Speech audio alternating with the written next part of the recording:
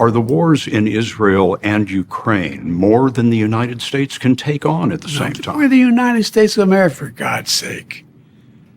The most powerful nation in the history, not in the world, in the history of the world. The history of the world. We can take care of both of these and still maintain our overall international defense. We are the most powerful nation in the world, in the history of the world, for God's sakes, says President Joe Biden. For God's sakes, it's interesting because God has some other things to say. In fact, in Proverbs 16, I believe 16:18, pride comes before destruction, and an arrogant spirit before a fall. You know what?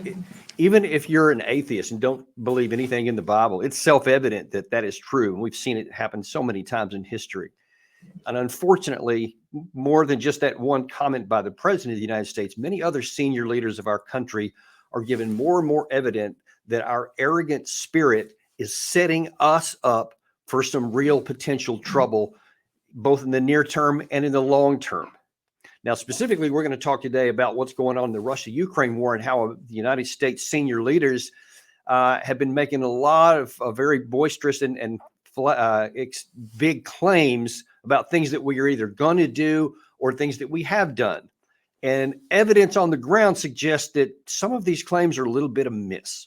We're going to start with Secretary of Defense Lloyd Austin, who a couple of days ago laid out four things. No, I'm sorry. We're going to start with actually the Secretary of State, Anthony Blinken, who a couple of months back laid out four things that he wants the United States to do for Ukraine. To put Ukraine on a solid foundation for the next year, we must help Ukraine do four things at once. First, keep fighting to win back its territory. Second, build a world-class military force to ensure maximum deterrence for the long term and make clear to President Putin that he cannot and will not outlast Ukraine, and he cannot and will not outlast all of Ukraine's supporters. Third, kickstart economic recovery and growth and bring more hope, more opportunity to the Ukrainian people. And fourth, accelerate the reform process to speed Ukraine's path to the European Union and to attract investment. Okay, what he's talking about there is hundreds of billions of dollars over probably decades of time. And that's just in the financial aspect of it. But some of the specific things that he said there about like economic recovery and accelerating reform, that's code word for getting rid of corruption, which has been plaguing Ukraine for decades. They have long been, even before this war, they were knocked out and identified as the most corrupt regime in Europe. And it's, of course, with all this money and the no accountability that's been flooding into the country since February of 2022, that has unquestionably gotten worse. I don't know if you recall, but a few months back, Ukraine actually, under pressure from the West, fired their defense minister and five senior officials for corruption and for the other kinds of crimes. So they were let go. So obviously this is a much bigger problem. And yet here is the Secretary of State saying what we must do for Ukraine, the things that we have to do for them.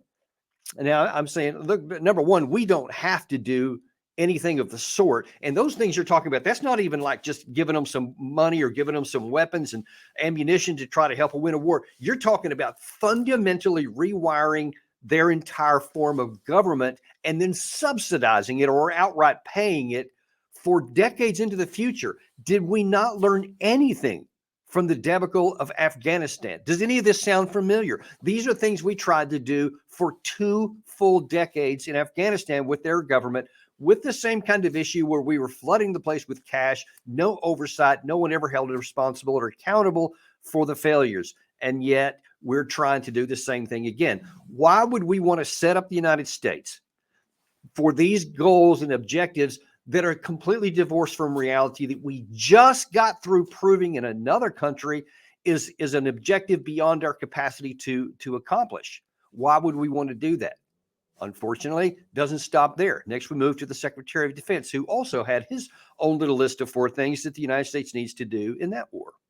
Ukraine matters profoundly to America, and it matters for 4 key reasons. First, Putin's war poses a stark and direct threat to security in Europe and beyond.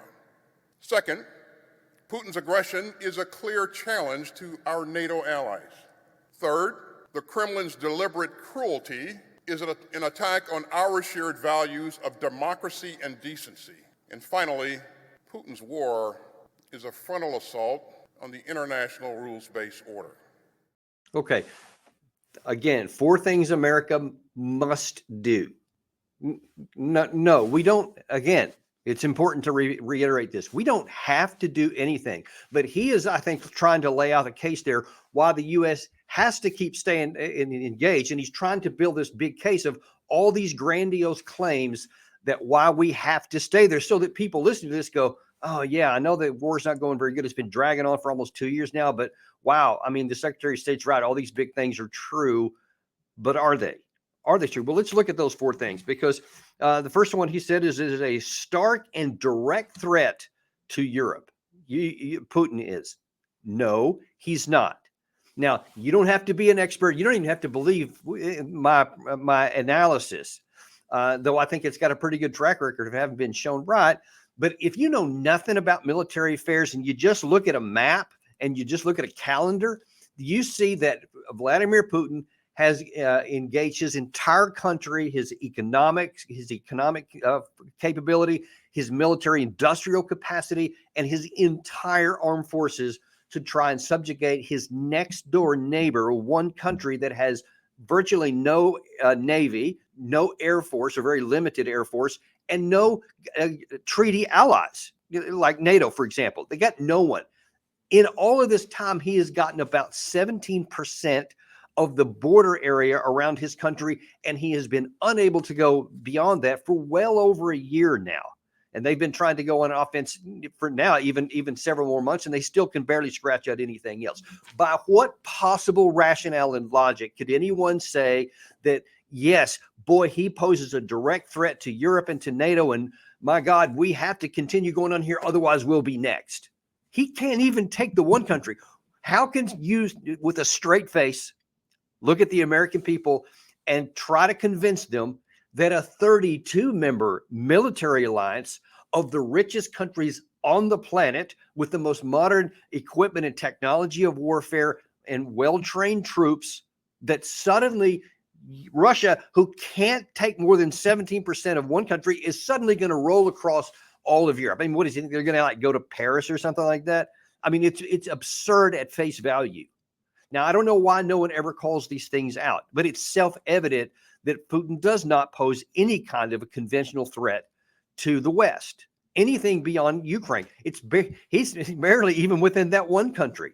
Now, of course, the one threat that they do pose is a nuclear capability threat. They genuinely do have the ability to wipe out the United States and Europe, and of course, have this mutually assured destruction of basically most of the globe. That's a possibility.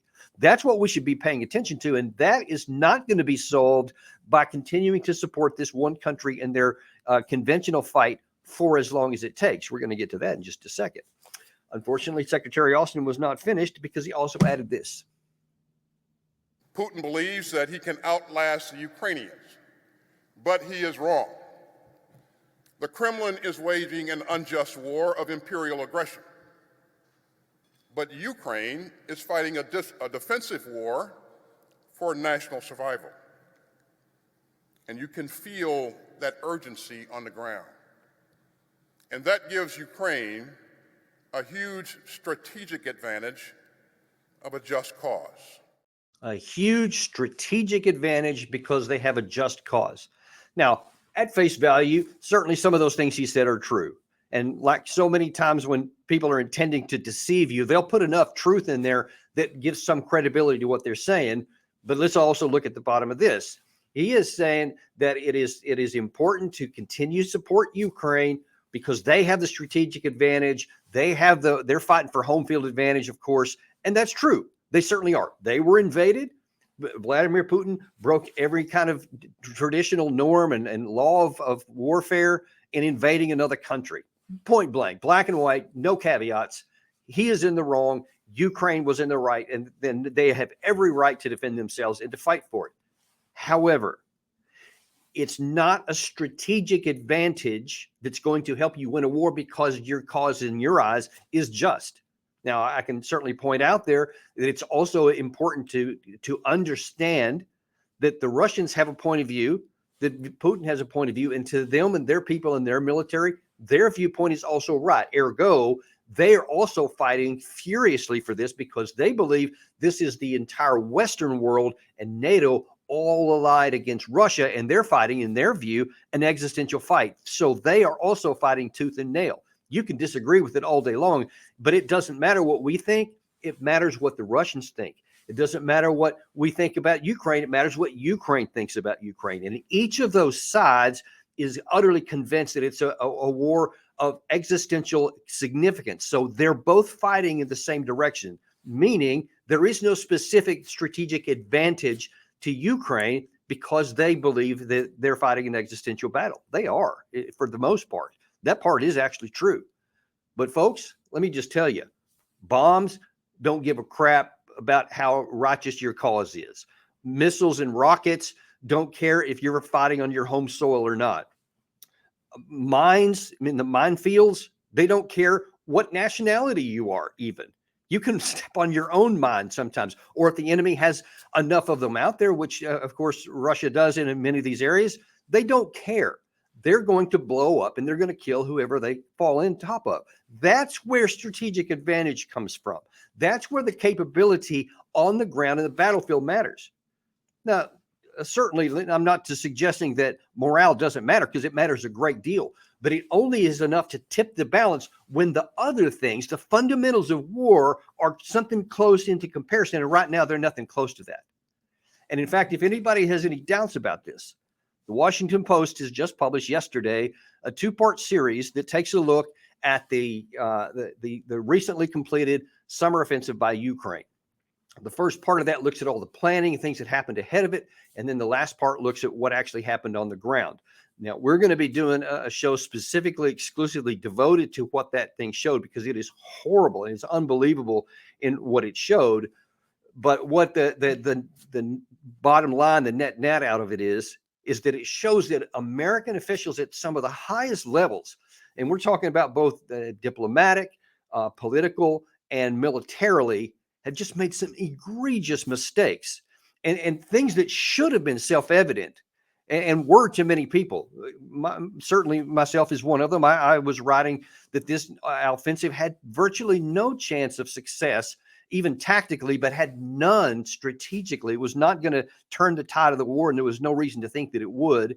In April and May, months and weeks before the thing even started off. So for American officials to actually say, no, they actually had a shot, and it was a 50-50 prospect in some of the assessments. There was never a 50-50 prospect. The very things that I pointed out ahead of time are now being exposed as being the reasons why it didn't work. But folks, here's the thing. I'm not trying to brag on myself and saying I have some kind of keen eye or whatever. It's basic common sense. If you're just looking at the fundamentals for what they are and the reality of the situation, these are the conclusions that you have to draw.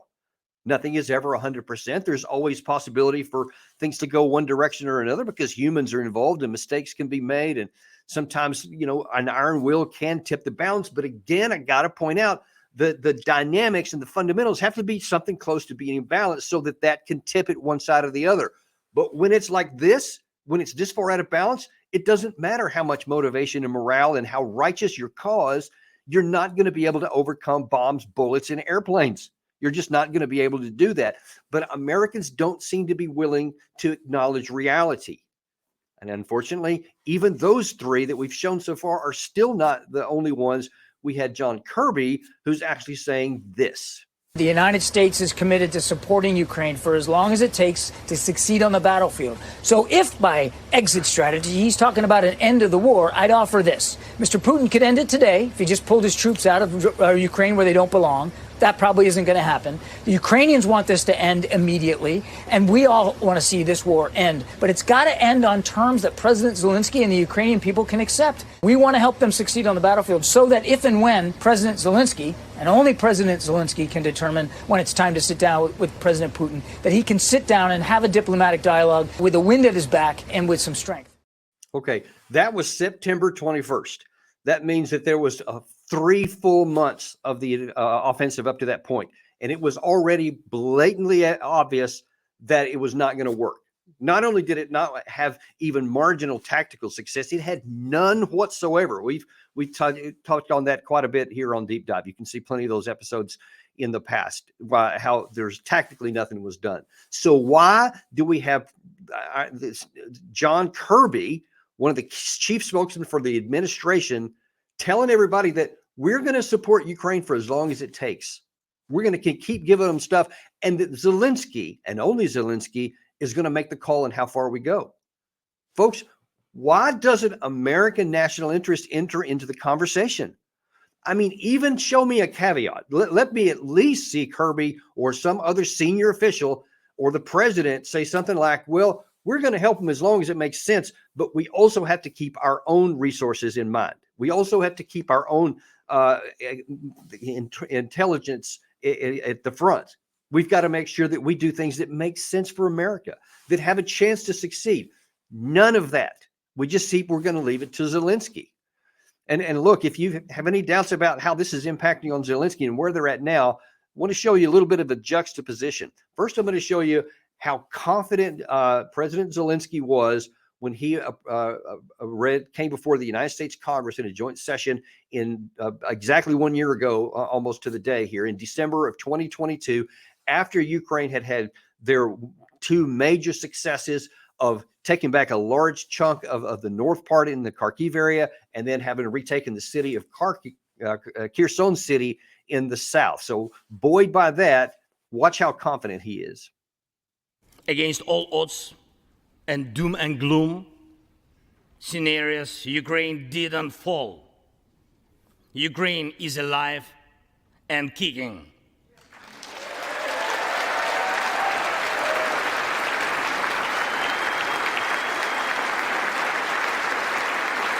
Thank you.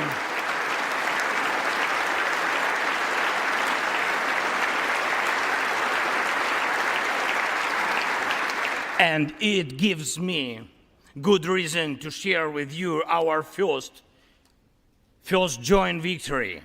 We defeated Russia in the battle for minds of the world. We have no fear, nor should anyone in the world have it. Ukraine's gained this victory, and it gives us courage, which inspires the entire world. So he's basically saying the same thing that some of the Americans have been saying, that, yeah, boy, they got the strategic advantage, like Austin said, because they're fighting for their home court, and they got all this courage and stuff. And man, did they ever? And do they continue still to do so? The Ukrainian side continues to show unbelievable courage and strength of character to continue fighting, even in the face of all these setbacks. But folks, we're not doing anybody any favors by ignoring that reality and saying, hey, we're going to keep going on without making any changes, without even requiring anything to be done differently. Now, you just saw what Zelensky was like a year ago. Let's see what he's like just a week ago. Всі розуміють, що це найвища ціна. І тому я вас дуже прошу берегти себе, берегти своїх близьких, побратимів, військових, офіцерів, солдатів, звичайних солдатів, які з вами поруч воюють щоденно, віддаючи своє життя заради України. Я бажаю вам перемоги, бути міцними, не втрачати ініціативу, захищати Харківщину, захищати Куп'янськ, захищати кожного. I mean, you can see in his eye, there's no confidence there at all. There's no really even belief in what he's telling these troopers. And he keeps talking about these casualties. Folks, it's probably well over 200,000, maybe a lot more than that, of people who have been killed in this war. Probably hundreds of thousands more have been wounded. The numbers are very, very high. And if you've suffered that many casualties and yet you haven't gained anything, and I mean nothing, in the past 12 months, the front lines have virtually remained unchanged. What has changed, however, is the overall power dynamics. They continue to move in the direction of Russia. Russia now has their defense industry is now cranking on all cylinders, and they're going to continue to put out more artillery shells, more drones, more armored vehicles, repairing armored vehicles, all that within their own control. Meanwhile, on the Western side, you have a dwindling supply. We already gave, the West generally already gave as many modern tanks as they have spare capacity to do so. They've already given, the artillery pieces, the rocket launchers, the artillery shells. We are not producing a fraction of what they need. According to most reports recently, it's about 10% of their need. And they used a huge portion of that already in the summer offensive. There's not that much left. Russia is going in the exact opposite direction. Russia also has expanded its military. They've added somewhere around 400,000 new people this year, not even by forced mobilization, but by recruiting people that well more than offset what they have lost. So they've actually gained in some size, and they have now actually set the stage for potentially doing another mobilization, as they've set a goal of 2 million active troops to get to in 2024. Time is on Russia's side. It's not on Ukraine's side. And even what we have given so far, there's not much left to give. And you see in the U.S. Congress, for example, we've already missed 2 spending bills where we had an opportunity to give more money to Ukraine, which President Biden had asked for, and we didn't take it. And now then we have another opportunity coming in January, and in February. It's unclear whether any of that's going to be, because there's a lot of dispute both within the Republican Party and between the Republican and Democratic parties. And it's moving in the wrong direction. But no matter what they do, I imagine they'll end up doing something, but it's probably not going to be $60 billion. Remember, there was $113 billion last year, which changed nothing on the battlefield. Now then, the best they're going to get is about half of that. And I doubt that they'll even do that. So again, we have to look at the stark reality. Upon what basis can anyone say we should keep waging war for as long as it takes when there are no fundamentals that show that there's any chance of a strategic victory? Some people may say, well, let's just keep doing this and we'll keep it a stalemated war for a long time, and that'll keep hurting Russia. But folks, listen to what I just told you. Russia is improving. They're getting their troops bigger, numbers of troops bigger. They're getting their armament supplies modernized. They're getting more of it, and they're getting combat experience in large-scale combined arms operations, and they're getting better by the month, as we've seen. So the longer this goes, the higher the chance that Russia ends up winning a conventional victory. Ukraine may not be able to hold on to all at once because it's not going to have the artillery shells under any scenario that they want. Russia will, and of course, all the other aspects that go into that as well. Now, Putin is aware of this, and he's not making any interest in having a negotiated settlement because he thinks that either he's going to get a deal on his terms or that he's going to eventually win. And he could go on for another year or two if it took to get that. Ukraine cannot. Folks, it is time. It is past time, but definitely time. If you care about Ukraine, if you care about the people of Ukraine, the cities of Ukraine, the soldiers of Ukraine, if you really care about them, it is time to say we need to have a negotiated settlement. We have got to do something different. Trying to win the war because we think our side is in the righteous side is irrelevant. It doesn't matter in this case because you don't have the fundamentals to make good on that aspiration. And to continue trying is going to condemn more Ukrainian people to death. And probably the most likely case is the loss of more Ukrainian territory as time goes on. So by continuing to say, no, we have the upper hand here, we have the righteous cause, you're actually perversely making the case that Ukraine is most likely going to lose more and suffer more death and still not end up with their territory. We're going to have to do something different. And the time has come to just acknowledge reality, and our leaders need to start dealing straight with us. It's time for the truth. That's all we have for you today. We're going to have some really good shows for you tomorrow. We have Tony Schaefer, always a great guest to have. We're going to have him on live tomorrow, so check back with us for that. In the meantime, we're going to remain unintimidated and uncompromised, bringing you the information you need to make sense out of your world. We'll see you next time on Deep Dive.